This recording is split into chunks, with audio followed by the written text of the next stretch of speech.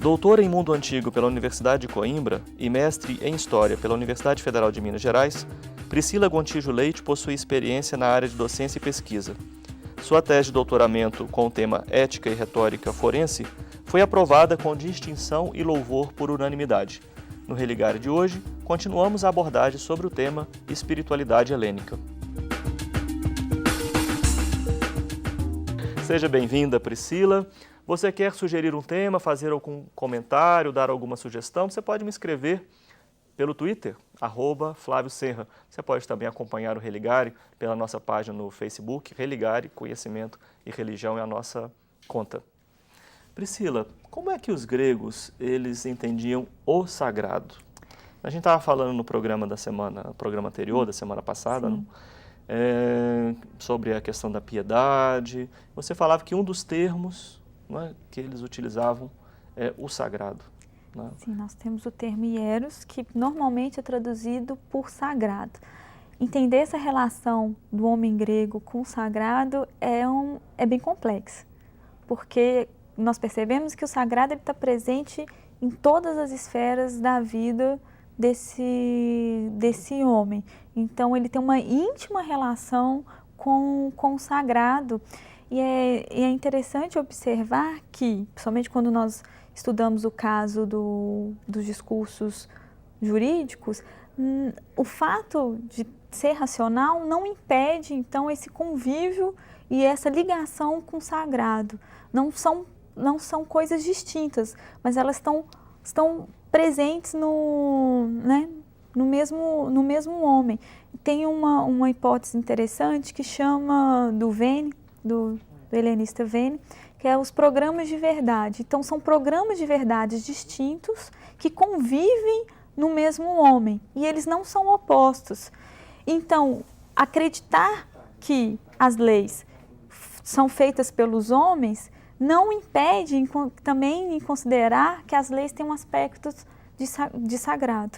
Sim. Então, isso não se choca. E ao contrário da nossa racionalidade, da nossa forma de pensar, que para a gente é difícil analisar que uma coisa pode ser feita pelos homens, por exemplo, as leis é resultado de um esforço humano, mas elas não são sagradas para nós.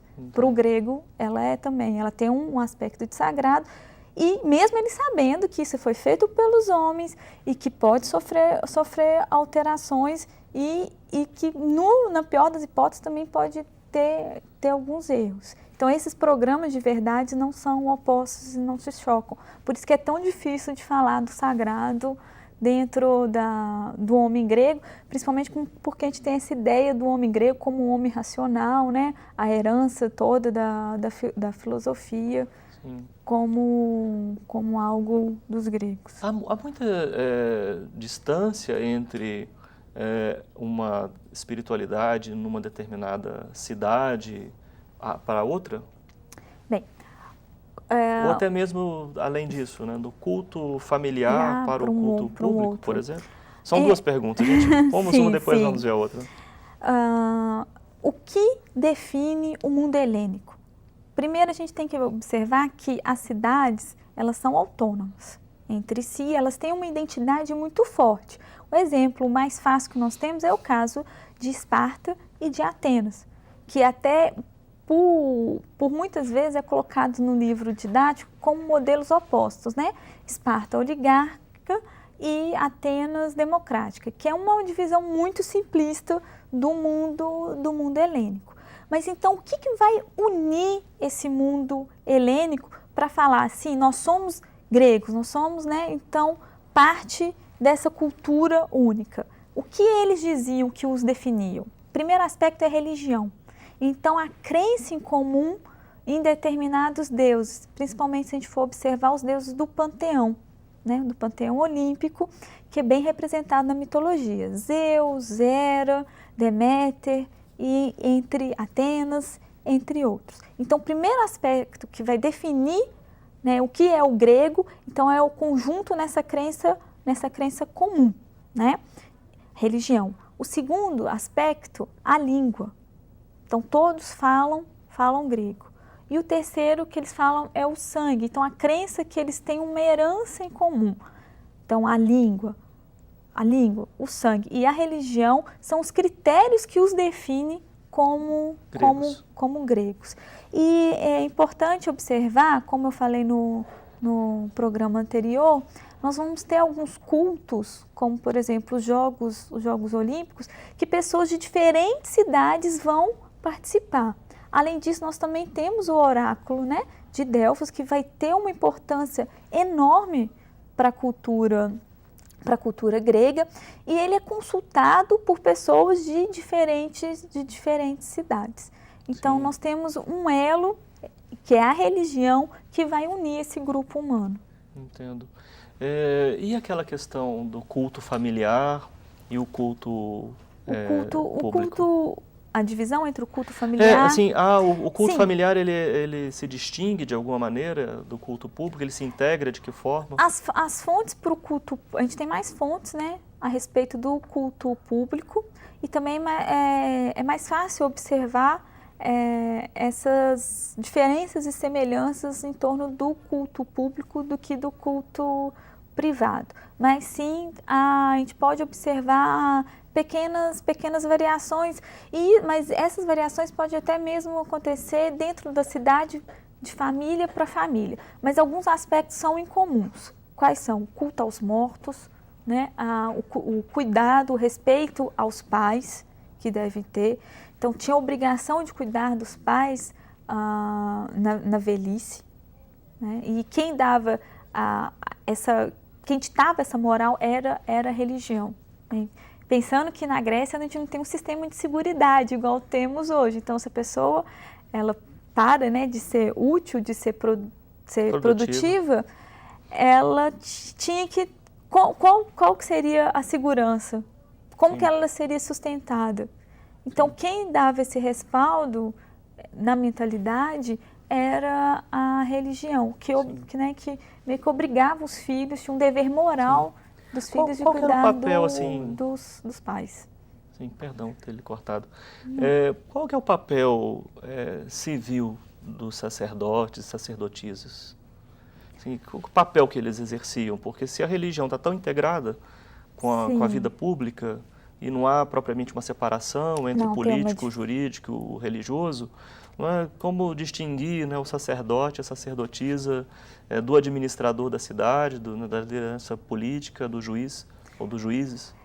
É também importante observar que alguns cargos religiosos eram ocupados por todos os cidadãos. Então, não tinha uma divisão, né? Alguns sim, como por exemplo o caso da Pítia, que é aquela sacerdotisa que era responsável por interpretar, né, dar essa interpretação do oráculo, reproduzir o oráculo. Nós temos sim essa classe específica. Em Atenas tem duas famílias também tradicionais que estão ligadas a cultos religiosos, mas que nós observamos, na grande maioria das vezes, é que quem organiza os festejos religiosos, a dinâmica religiosa, também quem vai organizar são os próprios cidadãos. Então, um exemplo, nós temos o cargo de coregia. O que é coregia? É a pessoa responsável por sustentar e manter um coro. E esse coro faria a apresentação, posteriormente, na execução das tragédias, nos concursos de tragédias e comédias. Então, e esse cargo de coregia, ele mudava todo ano. Tá? Então, o cidadão, ele participava da organização da vida religiosa. Então, por exemplo, se você antes, né, de uma sessão da Assembleia deveria ser feito o sacrifício, tinha o próprio cidadão que realizava o sacrifício.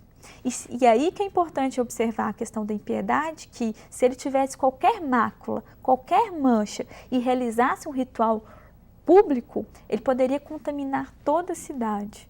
E aí nós temos alguns processos que acusam justamente esse aspecto, que a pessoa estava manchada por uma mácula, por exemplo, do assassinato, e na abertura de um dos trabalhos, era justo essa pessoa que conduziu o ritual. Sim. Lembrar que o cidadão, a gente acha que é todo mundo, Não, né? não. Uma observação muito importante. Os cidadãos são os homens, no caso de Atenas, depois do século V, filhos, né, de pais e mães atenienses. Então, nós temos uma grande exclusão. Homens livres, né? Homens livres. Nós temos uma grande exclusão se formos comparar com a nossa democracia recente. Não participavam mulheres, crianças, estrangeiros e escravos. Apenas os homens livres, Sim, com mais de 18 anos.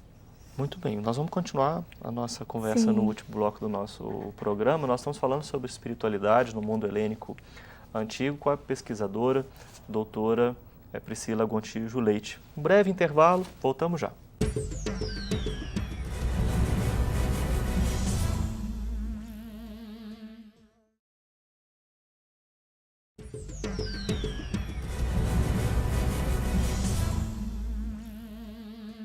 O Religário de hoje conversa com Priscila Gontijo Leite. Ela é doutora em Mundo Antigo pela Universidade de Coimbra. No Religário dessa semana, nós estamos conversando sobre a espiritualidade no mundo helênico antigo. Priscila, assim, para ficar mais claro ainda, né, a questão do ritual. Ele tem um sentido purificador, um sentido ordenador? Que papel propriamente exerce o ritual na vida política no mundo grego? O ritual, ele vai ter, né, vários sentidos. Então, mas sempre está ligado com essa ideia de ordem. Porque entender de ordem. É muito interessante observarmos que entender a religião na Grécia Antiga é também entender um pouco do conceito de cosmos, que é ordem, né? Então, que na verdade, qual que é o grande problema da impiedade? Porque a impiedade, ela atrapalha essa ordem, que é a relação do homem com os deuses. E por isso que ela tem que ser combatida e também feito um ritual para que seja restabelecido a ordem. Então, nós temos rituais, né, para garantir que os deuses continuem protegendo a cidade, né? Então, para manter esse elo da cidade, dos cidadãos com a divindade. Lembrando que também nós temos grandes rituais públicos, e nesses rituais públicos nós temos o banquete, né? Como que funcionaria então? É feito o sacrifício de um animal, né? E as partes que nós consideraríamos menos nobres, mas que vai ter uma função diferente na Grécia, como o sangue, as vísceras, a banha, isso é queimado. E é essa fumaça que alimenta, né, que é levado para os deuses. É isso que é o ritual. E a carne é consumida. Então, é importante também que a gente observarmos que esses grandes rituais, como fosse um grande churrasco que acontecia, também reforçava os laços de solidariedade entre os próprios cidadãos.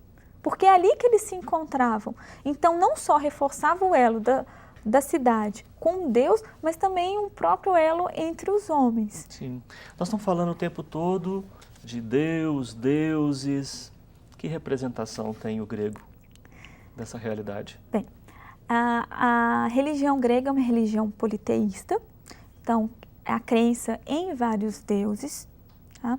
E esses deuses, é importante nós observarmos também que eles são imortais, diferente do Deus cristão, que é eterno. Então, o que significa ele ser imortal?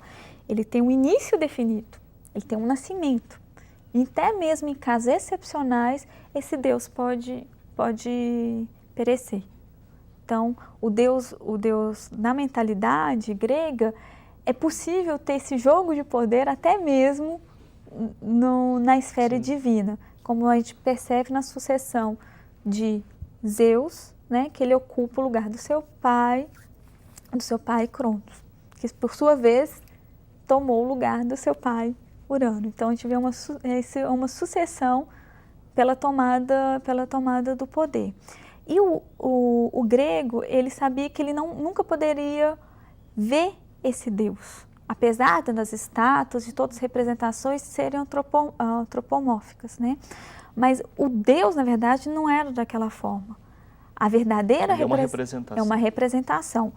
O Deus, na verdade... Permitida na cultura grega. Permitida, e até mesmo a gente vai entender por quê. O Deus, ele assume essa forma humana ou animal, que também Zeus, por exemplo, muitas vezes assumiu a forma de boi. Então, não é só uma forma humana, também pode ter uma forma de animal, porque essa é a forma que um homem é capaz de ver o Deus e reconhecê-lo. Porque se ele fosse assumir na sua forma original, isso exterminaria no mesmo instante. Então, no momento que o Deus se mostrasse na sua forma original, que em alguns registros literários é colocado com uma luz muito intensa, um dourado muito intenso, a partir do momento que o homem vê essa luz, ela é tão intensa, tão forte, que ele morre. Então, a forma do Deus apresentar para o homem é utilizando a sua semelhança. Então, essa a forma humana ou então de animal. Sim. Tem um termo que você trabalha na sua tese, que faz parte da discussão aqui desse programa, que é o termo híbris. Como é que ele faz parte, né, desse contexto, né, de discussão sobre a espiritualidade no mundo helênico antigo? A híbris também é um termo que é difícil de nós traduzirmos. Normalmente ela é traduzida por ultraje ou então por desequilíbrio, principalmente quando está associado ao estudo das tragédias. Então, a híbris é uma desregulamentação, um desequilíbrio, um ultraje, uma ofensa à relação, no caso, a relação do homem com o próprio homem, mas também a híbris também pode ser uma ofensa que o homem ele comete com relação a Deus. Então, a híbris está muito ligada também à ideia de cosmos. Então, é o homem que ele supera, ele sai do seu domínio que é próprio. E aí ele comete esse ato de desmedida. Tá? Assim como, então, a impiedade também, que mostra essa desregulamentação da relação entre homens e Deus. Tem a tragédia de Hipólito, que ela é bem ilustrativa para mostrar no campo da religião essa confluência dos termos híbris e ascébio. Então, do ultraje, a desmedida e da impiedade. Bem, Hipólito, ele se considerava sendo o fiel, né, mais ardoroso da deusa Ártemis. E por ser tão fiel à deusa Ártemis, ele se recusa a prestar uma homenagem a Afrodite diante do templo dela. Ele desdenha Afrodite. Afrodite, então, pune esse desdém. De qual forma? Fazendo com que sua madrastra fique apaixonada por ele. E ela, né, o Hipólito, nós temos a tragédia de Hipólito de Eurípides. Nessa tragédia, o que acontece? Então, Fedra, que é a madrasta, para não sucumbir o desejo pelo enteado, opta pelo suicídio. E o pai, ao regressar, vê na mão, né, de Fedra um escrito Hipólito. E condena, né, acredita que Hipólito é responsável pela morte da sua companheira e o expulsa de casa sem nem ao menos perguntar o que tinha acontecido. E ao expulsar de casa, ele pede para Apolo punir o filho. E por fim, Hipólito acaba morrendo. Mas qual que é, então, a híbris? Qual foi a desmedida de Hipólito? Acreditar que um Deus mereça mais honra do que o outro. Então, essa é a desmedida dele, e a partir dessa desmedida, dessa híbris, ele cometeu a impiedade de não fazer o culto aos deuses. Sim. Para encerrar o programa, eu queria ouvir a Priscila em primeira pessoa. Como é que você vê, né, todo esse cenário, como que você compreende, né, essa sua ida ao estudo do mundo grego, né, para a compreensão desses termos? Primeiramente, o estudo da religião grega é um estudo que me fascina, me encanta. E depois de todo esse esforço investigativo, uma ideia que me foi muito importante é essa ideia de ordem, de cosmos. Então, entender a religião é entender esse mundo organizado. E é curioso a gente observar que se a gente tem uma cultura que, né, vamos colocar assim, que é obcecada pela ordem, é porque ela não deveria ser nem um pouco organizada. Então, essa busca incessante, né, pela organização, e que muitas vezes faz com que seja mostrada a Grécia de uma forma idealizada, esconde, né, todos os conflitos, todas as dinâmicas que tem nessa cultura, que são tão ricas. Tornam a religião necessária. Necessária, também necessária. Priscila, foi um prazer não só acompanhar as notícias, né, sobre a sua tese, né, você esteve aqui da época da conclusão do seu mestrado, como ver agora o resultado. Parabéns. Obrigada. Espero que você possa vir outras vezes aqui esclarecer, né, sobre temas tão originais, no melhor sentido, para a gente compreender também a nossa cultura contemporânea. Obrigada. Obrigado a você. O Religare, ele é um projeto de extensão do Programa de Pós-Graduação em Ciências da Religião da PUC Minas. Para você saber mais sobre os nossos cursos, temos especialização, temos um mestrado. Para você também rever esta entrevista e ver fotos de bastidores, saber mais sobre a nossa convidada, você pode acessar a página do programa. O nosso endereço é pucminas.br/ppgcr. Religare de hoje fica por aqui. Nós voltamos na próxima semana com um novo Religare, Conhecimento e Religião. Até lá!